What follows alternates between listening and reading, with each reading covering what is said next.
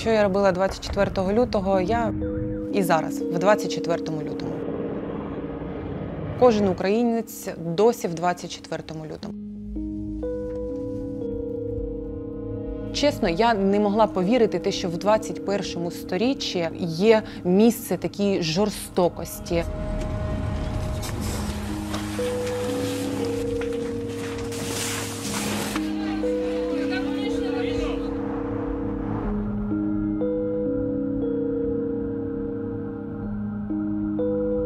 Українці, вони, коли потрібно, вони згуртуються і вони можуть подолати дуже багато випробувань.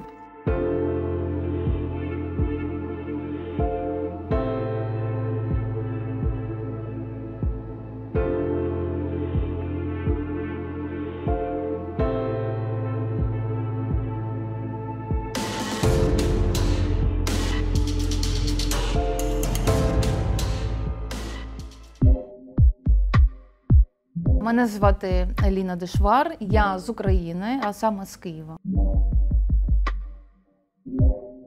Я працюю в громадській організації «Бачте серцем», і ми працюємо з молоддю і підлітками, які мають комплексні порушення розвитку.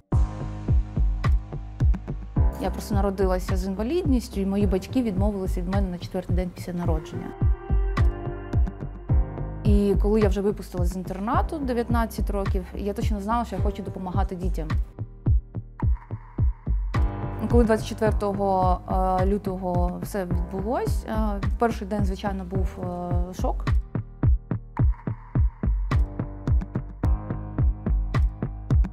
І десь я 1-2 дні просиділа, нічого не робила і думала, що ж далі робити. Тому плюс-мінус я вже на 3-й день після повномасштабного вторгнення розпочала свою волонтерську діяльність. Тому у мене був перший досвід евакуації людей з інвалідністю і, звичайно, потім ще й гуманітарка.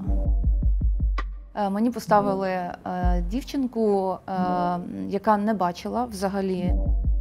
Її звати Марійка, і на сьогоднішній день для нашої організації вона є як символ цієї війни, тому що 5 березня прилетіла ракета і вбила як і Марійку, так і її маму. Зараз. Тому якби мій головний меседж до всіх людей в світі, в Європі, що варто не забувати про те, що ми виборюємо не тільки свою свободу, але й свободу інших народів. Тобто ми є таким щитом для Європи. Українці – це нація, це, знаєте, одна крапля в океані, а разом ми суперпотужний океан, ну, не тільки в Європі, але й в світі. За Україну! Смерть ворогам!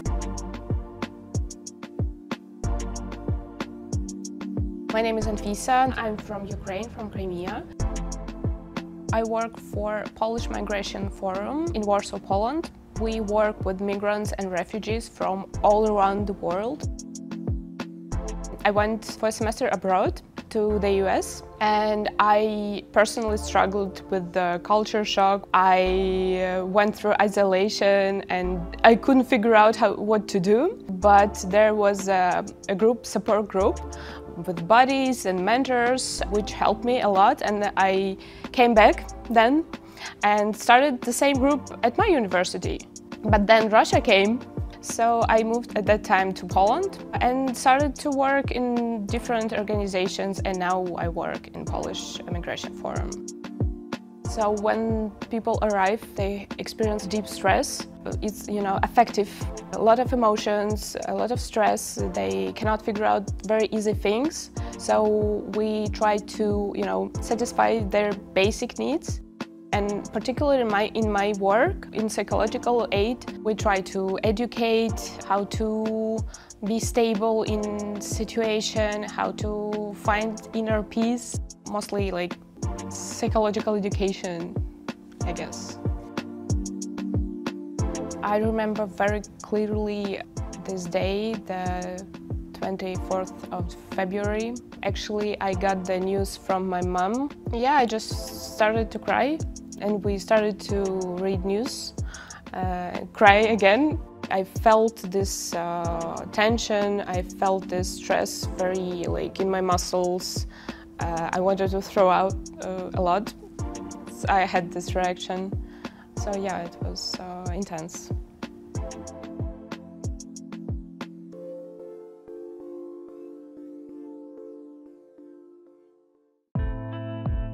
Всім привіт! Мене звати Анна Кутова. Я з України, з міста Полтава.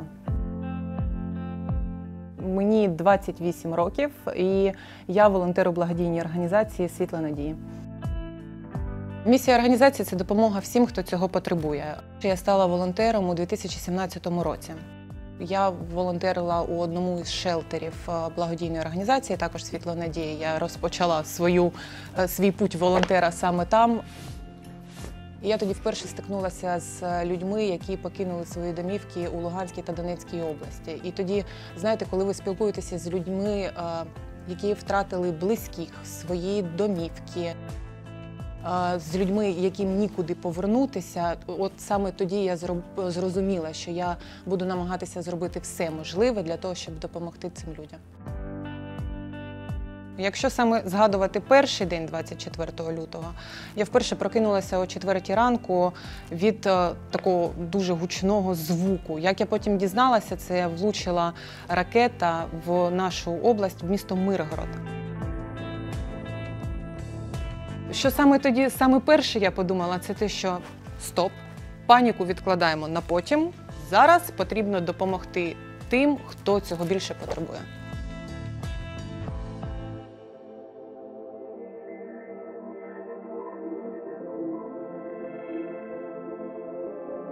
My name is Hassan Akkad.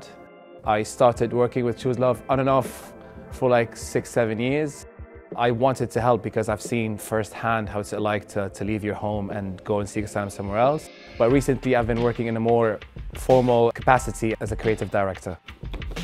Choose Love complements other organizations. Choose Love works in 26 countries with 250 partner organizations. We're very responsive, we're very quick. When something happens, we try to raise as much money as possible.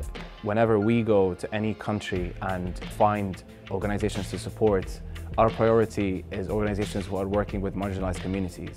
An organization that is supporting people with disability, which is not always getting the proper funding, is a top priority for us.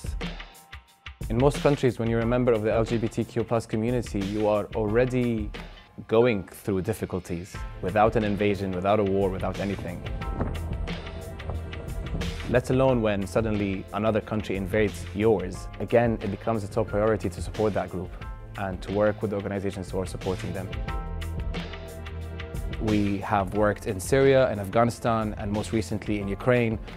Work is incredibly important because you've got the physical journey itself, where if you had to leave, you've got that physical journey of packing your bags, getting on a train or on a bus and crossing a border and then going somewhere else and settling down.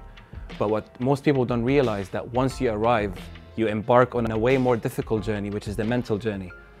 Because it's quite traumatic to go through what the Ukrainian people have gone through. You've got layers and layers of trauma that people in the midst of it don't process. But then once you arrive to your destination and you settle down, all that trauma resurfaces. And the need to help people process these things that they've gone through, talk about them, is quite essential. So how can people help? How can people help us help other people? Підтримуйте громадські організації, які працюють на місцях. Приходьте, ставайте волонтерами, допомагайте людям, які залишилися в біді. Жертвуйте безпосередньо організаціям, які працюють на місцях. You can help support us in so many ways. You can follow us on social media where you can stay updated on what's happening. We have our website where we have an online shop listing all the items that are needed from evacuation to vocational training to education, search and rescue. So when you have a migrant in your community, it is important to be present, to see others' pain. Ми маленькими кроками йдемо, але дуже потужно. Тому що разом ми можемо зробити дуже багато. Коли люди об'єднуються, ми можемо змінити цей світ на краще. Тому якби кожна людина в світі може підтримати як гуманітарно, так і фінансово тих людей, які, наприклад, опинилися під бомбардуваннями або ж в окупації. You can always help someone who's had to flee their homes by imagining or remembering that one day that person could be you, and how would you like to be treated if you had to go through this? Найголовніше я б хотіла сказати людям, що немає нічого неможливого. Залишайтесь з нами.